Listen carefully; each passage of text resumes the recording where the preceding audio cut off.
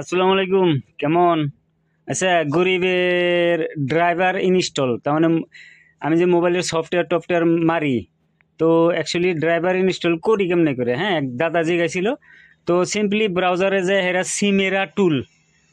সিমেরা টুল download করে হেরা ওই টুলটা ইনস্টল করলে প্রায় 80% মোবাইলের ড্রাইভার অটোমেটিকলি ওই টুলের লগেই ডাউনলোড হয়ে যায়, বুঝছেন?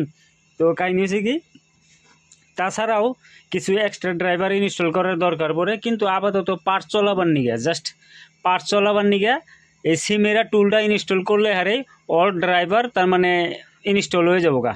তো ওই সিমেরা টুল আমি ওপেন করার লগে লগে মানে কি ল্যাঙ্গুয়েজটা সিলেক্ট করুম, তারপরে নেক্সট করুম।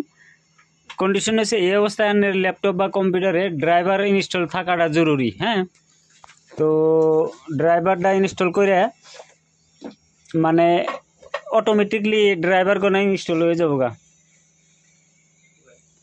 ব্যক্তি ড্রাইভার ইনস্টল হইতেছে অটোমেটিকলি, কোনো অসুবিধা নাই। তো সিম্পল প্রসেস।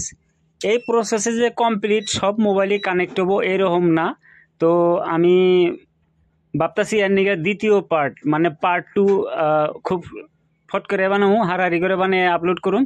আপাতত দেখেন এর ভিতরে মিডিয়াটেক, তারপরে Samsung, blackberry, Motorola, ABD, ADV, Huawei, LG, Qualcomm, Unisoc, মানে প্রায় ড্রাইভারই ইনস্টল হয়ে গেছে গা।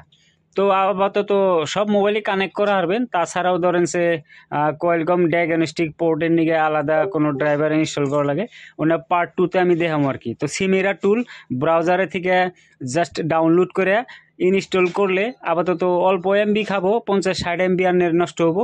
Online driver up to date যত ড্রাইভার আছে ওটা ইনস্টল হয়ে যাবে। তো আশা করি ভিডিও ভালো লাগছে, যদি ভালো লাগে তাহলে ফলো করেন। হ্যাঁ, থ্যাংক ইউ।